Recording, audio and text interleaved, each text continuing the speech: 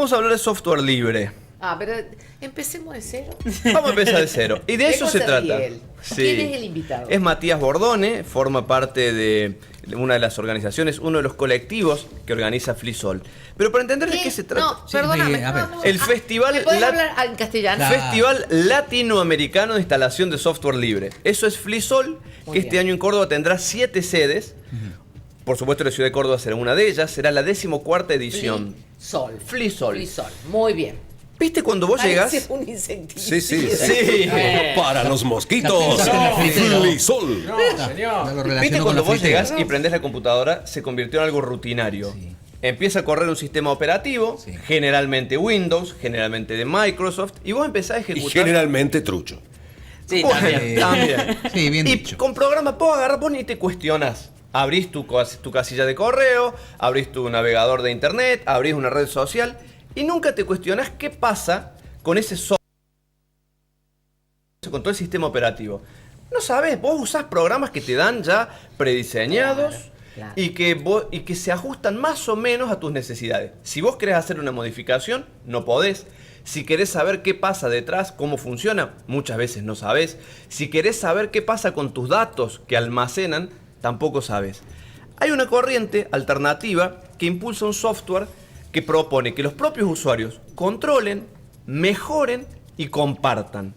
Eso es el software libre, que en vez de que, digamos, si bien todo se vuelve rutinario en algún momento, que haya un mayor control y una mayor posibilidad de los usuarios de ir compartiendo mejoras y experiencias.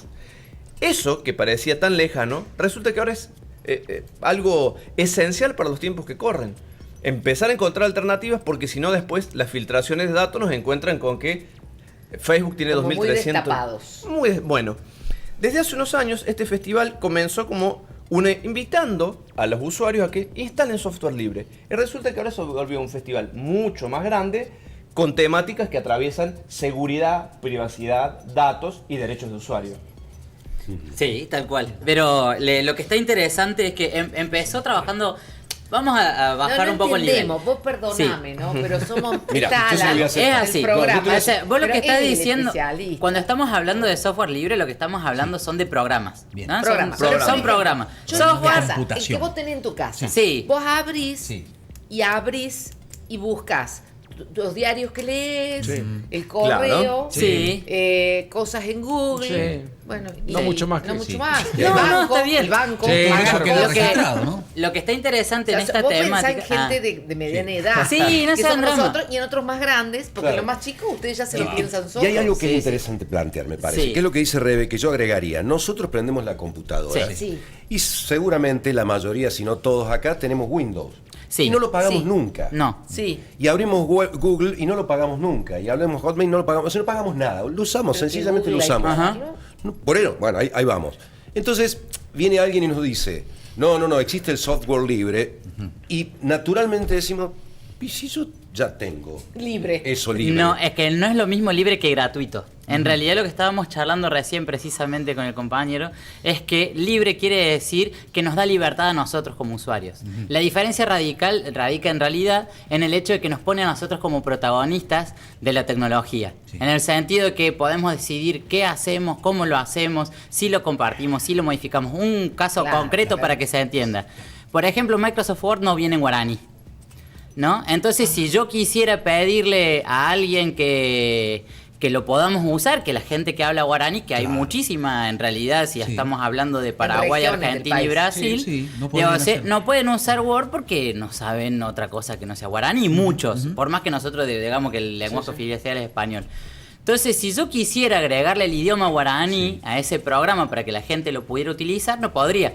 No porque podrías. le tengo que ir, a lo sumo lo que puedo hacer es ir a decirle a los de Microsoft, che, gente, por favor, agréguenle el idioma. Y si la empresa puede o no, prestarme atención si tiene ganas. Claro, lógico. En cambio, si utilizamos un programa que sea libre, como por ejemplo LibreOffice, que es un equivalente del Office, pero libre, Que por cierto es que usamos acá, que es el que nosotros. usan. Ujú.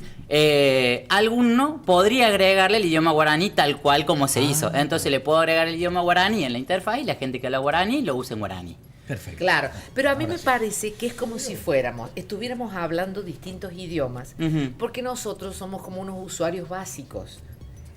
voy a hablar por mí. Sí. No voy a hablar en nosotros. Voy Sí, a sí, decir, sí. somos usuarios de la base. Y ustedes, los que ya conocen y pueden agregar cosas y crear otros, están como en otro escalón. El problema radica ahí en que uno cree que no puede. Pero, por ejemplo, no hace falta solamente programadores. Por ejemplo, alguien que sabe hablar guaraní puede trabajar en la traducción y no te hace falta programar. Hace falta que alguien que sepa Claro. programar, pero al mismo Claro. tiempo te hace falta alguien que sepa guaraní para poder implementar eso. Lógico. O gente que escriba tutoriales en guaraní, por ejemplo, en ese caso, para que la gente que Pero sabe poné un guaraní... ejemplo menos restrictivo que el de guaraní. No, lo que estoy es- poniendo como un Claro. ejemplo concreto, pero Claro. estamos hablando... Pero pongamos centro acá, donde Sí. estamos nosotros, centro Sí. del país, Sí. que también es un gran cruce Bueno, de todas las provincias que están en torno a Córdoba, Ujú. centro universitario importante. sí. Bueno, muy bien. Bueno, un ¿Cuáles ejemplo... serían ejemplos un así ejemplo más? concreto. Yo No hace- nosotros, que somos unos usuarios bastante No, no, pasivos. no. Ahí te cuento. Hace un año Está mal, me eso llamó te una empresa diciendo que le había caído software legal a la empresa y tenía que pagar una multa de cerca de 250.000 pesos. Ajá. Y no solamente la multa de 250.000 pesos, sino que también tenía que pagar las licencias de todo el software que tenía en la empresa, que eran otros 250.000 pesos. Para una pyme de 10 personas, un gasto de repente de 500.000 pesos en un mes, Bancarrota. sí, los mataba. Claro. Entonces me agarró y me llamó un amigo que estaba trabajando ahí y me dice, che, negro, ¿podemos hacer algo? Digo, sí, te migro toda la empresa, te la migro a software libre. Digo, sí, yo te cobro 20.000 pesos por el trabajo y las licencias son gratuitas, entonces no hace falta poner más que eso. Entonces, en vez de poner cerca de 300.000 pesos, terminaba siendo de gasto de software, más la mano de obra, terminamos pagando la mano de obra, que era la mía, 20.000 pesos. Y vos con ese software tenés acceso a lo mismo que con Windows. Yo le Ahí instalé, va. por ejemplo, en vez de Windows, le instalé Linux. En vez de Microsoft Office, le instalé LibreOffice. En vez de Outlook, le instalé Evolution, se llamaba. En vez ¿Y de... qué pasa con los motores de búsqueda? Vos me instalas Linux. Yo Sí. puedo abrir Google. Tal cual, es lo mismo. Digo, de hecho, les voy a hacer una cosita. Todos, la mayoría de los que estamos acá usamos Linux sin saber. Ajá. Digo, Claro, sí, puede porque por un montón de cosas. Para empezar, Android, el sistema operativo Sí. que está en casi todos los teléfonos hoy en día, 9 de cada 10 en Argentina. es un Linux modificado.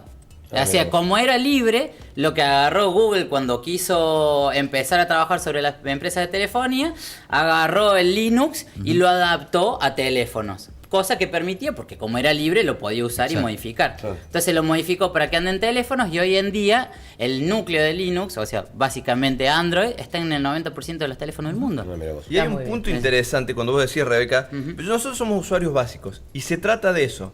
Se trata de que nos llevan a usar programas que ya están preferidos y que si vos mañana tenés un problema para resolverlo, o tenés que pagar un montón de plata, o tenés que ir a buscar a una persona entre tantas que puede llegar a ayudarte. Con que es una cuestión ya más filosófica, si quieres más Sí. conceptual, vos tenés siempre a tu lado gente que te va a ayudar, experiencias. Si tenés un inconveniente, incluso si mañana, como decimos, las herramientas no te resultan suficientes, tenés muchas más opciones. Bien, en FreeSol ahí hacen intercambio y también hacen asesoramiento. En realidad, hay varias cosas. Para empezar, lo principal es que hacemos instalaciones. Entonces, alguien tiene ganas de empezar a explorar ese mundo, trae la computadora ese sábado y nosotros vamos y le instalamos Linux y LibreOffice y toda la historia. No necesariamente tiene que sacar el Windows que ya tenía, sino que lo instalamos en paralelo. Bien. Cosa que si alguien tiene un Pueden poquito de convivir. vértigo y Claro. todavía no se Claro. quiere cruzar de vereda, Bien. bueno, puede tener un pie en cada uno, digamos. Ah, bien. Muy bien. Pero esa es una de las partes. Pero también tenemos charlas, tenemos talleres y tenemos proyecciones. Bien, me imagino que toda esa programación está en alguna página, en algún link al que podamos mandar. Flisol.info, Flisol.info, sí. Bien. la hemos estado mostrando. Esto es el Perfecto. sábado 28. El sábado que viene. El sábado que viene en la biblioteca de la Facultad de Ciencias Económicas, Sí. desde las 9 de la mañana. Desde las 9 de la mañana. Perfecto. Se van a tener que inscribir para las instalaciones y los talleres, pero para las charlas no. Y déjame que agregue una cosita más. El festival fue mutando durante todo este tiempo. Al principio era solamente de software, pero después empezamos a abarcar otras temáticas que sentimos que nos importaban también, que era la cultura libre y otras temáticas convergentes, decíamos nosotros.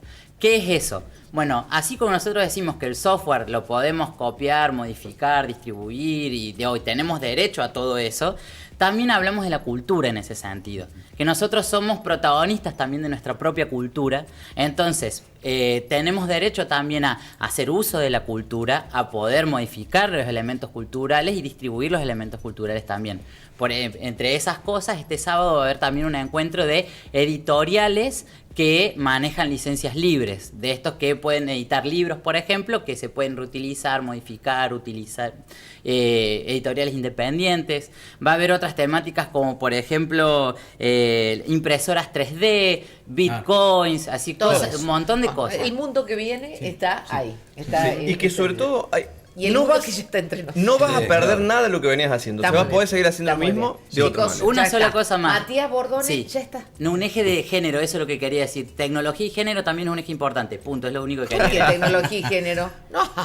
Después, si querés, charlamos otro No. programa, mirá. No le dijiste bastas Te la ahí. picando, Tecnología y género, es bueno y el punto. género. ¿por No, qué? pero no nada para que le pongas mal, es Digo, porque los para chicos que piensan sepan, que las mujeres son medio Dentro lentas, de no, los no, espacios que computación. tienen que ver Escúchame. fuertemente con el espacio tecnológico, solamente hay una participación de cerca del 10% femenina. La brecha de género que hemos Mira, hablado. yo al te voy a dar interior. un dato. Ah, Yo te voy a son dar un machistas dato. los muchachos, ¿ah? Un dato para que lo tengas en cuenta. Lo anotás el día hoy. Ajá. Hoy es 20 de abril, ¿verdad? Sí. Bueno, muy bien. Vos estás dando el dato de que hay una brecha tremenda y las chicas participan muy poquito, Ujú. ¿verdad? Bueno, No participan. ¿Hay una participación o digamos, una composición? ¿Mm? bueno. ¿Tenés idea en la Facultad de Medicina cómo está compuesta la inscripción de cada año? No. 75% son mujeres. Ujú.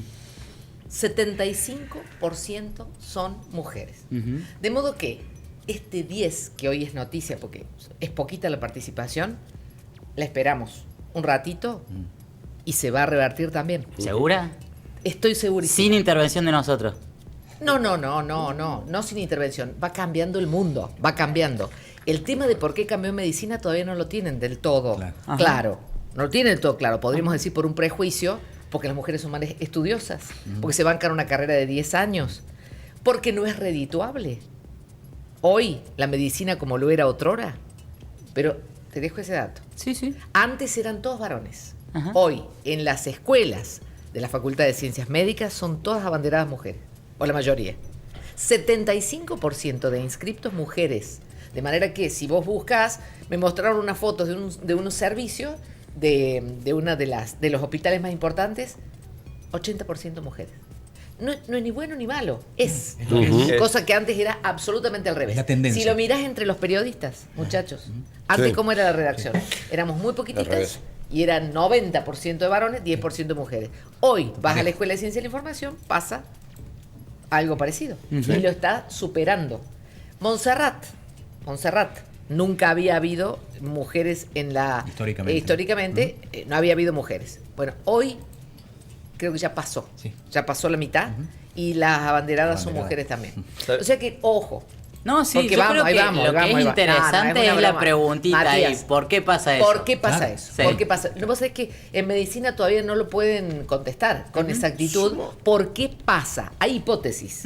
Todas estas hipótesis. Muchos años de estudio, el varón tiene que salir más rápido al mercado laboral, no se encuentra gente que tenga banca, porque hay que Claro. tener banca de una familia por detrás para decirte estudia 10 años Sí. o por lo menos 8 y después vas a... Es toda Te una dejo un dato temática. interesantísimo. En Dime. los 60, 70, cuando empezaron las carreras vinculadas a la computación, era la proporción inversa.